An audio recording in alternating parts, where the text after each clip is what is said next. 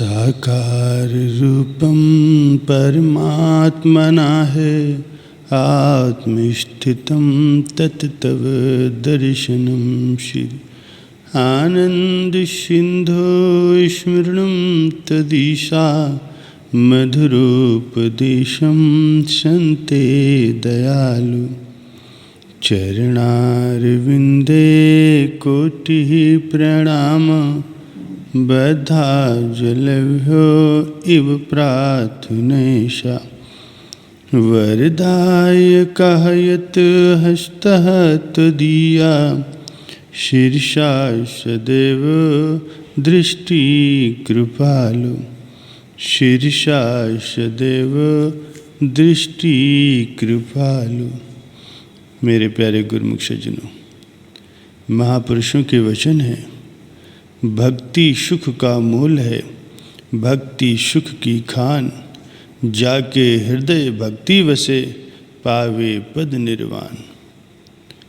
प्यारे सज्जनों, संसार में हर एक प्राणी सुख की इच्छा रखता है, वो सुख का ही तलबगार है और सुख के लिए ही दिन रात प्रयत्न करता है, क्योंकि सुख ऐसी चीज़ है जिससे इंसान का जीवन सफल हो जाता है।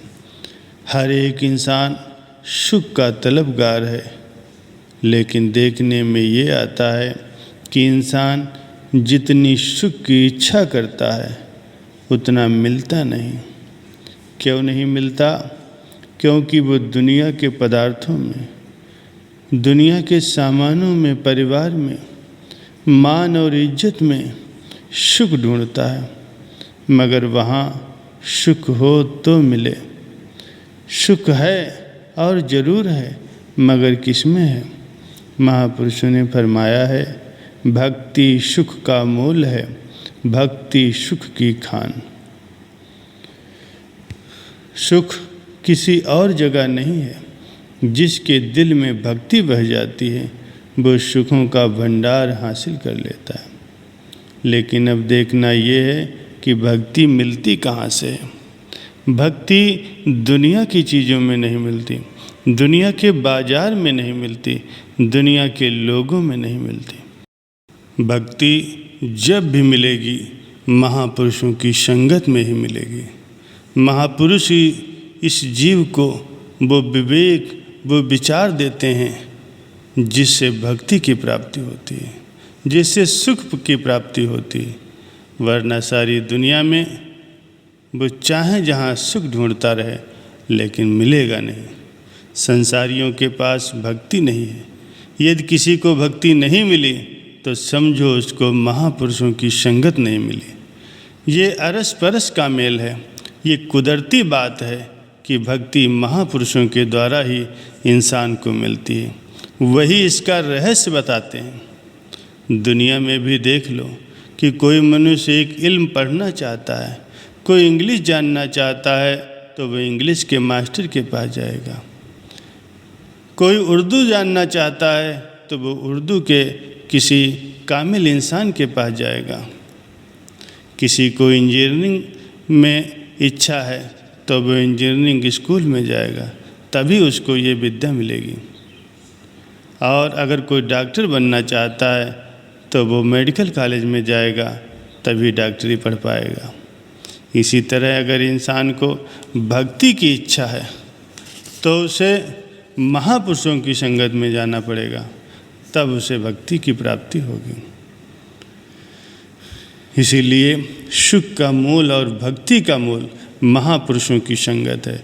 महापुरुषों की संगत के बिना किसी को भक्ति नहीं मिलती, और भक्ति के बगैर आज तक किसी इंसान का कल्याण नहीं हुआ है, ना ही किसी को सुख मिला है।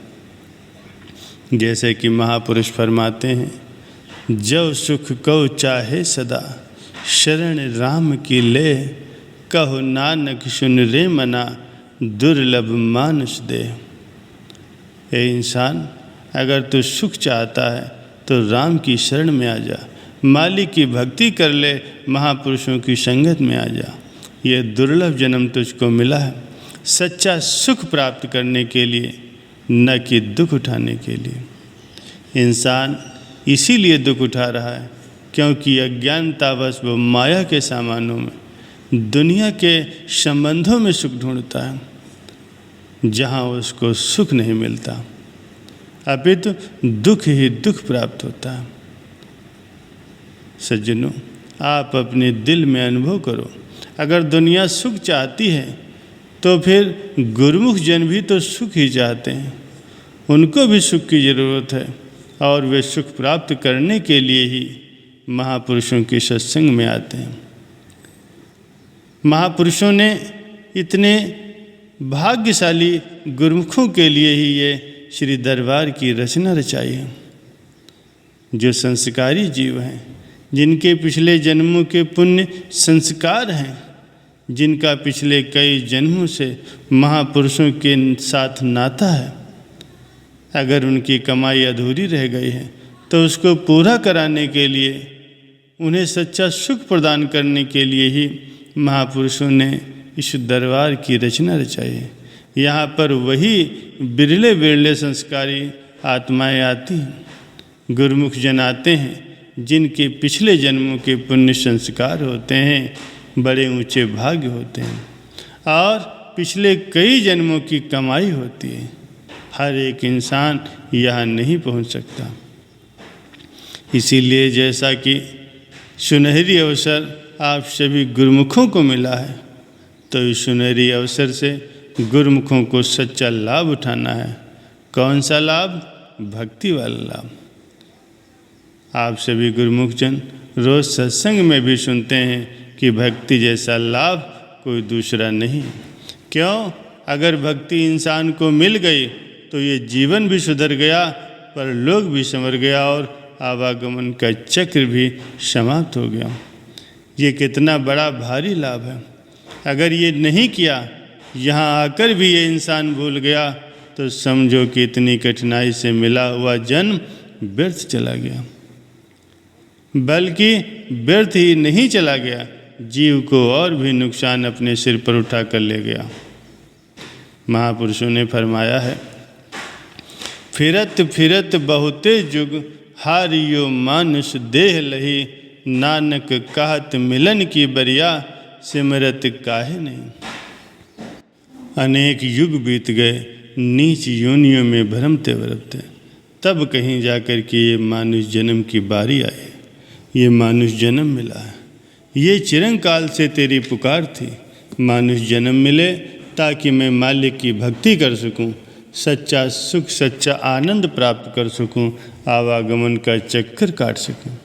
महापुरुष फरमाते हैं, अभी भी सचेत हो जा, होशियार हो जा, माया के झांसे में मत आ, क्योंकि अभी ये सुनहरी मौका मिला है, मालिक से मिलने की बारी है।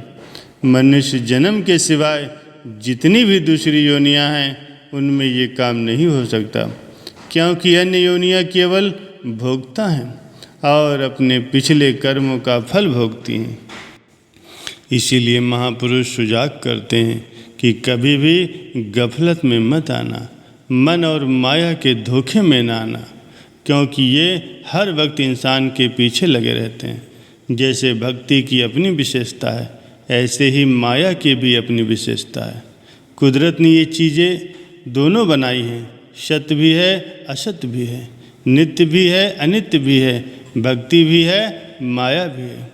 इसीलिए महापुरुष फरमाते हैं, अगर तेरे को ये बात समझ में आ गई तो अपने दिल में केवल केवल भक्ति की ही मांग कर। संसार में कुदरत ने दोनों प्रकार की चीज़ें पैदा कर दी। हमेशा रहने वाली सत वस्तु वो क्या है? वो मालिक की भक्ति है, मालिक का सच्चा नाम है।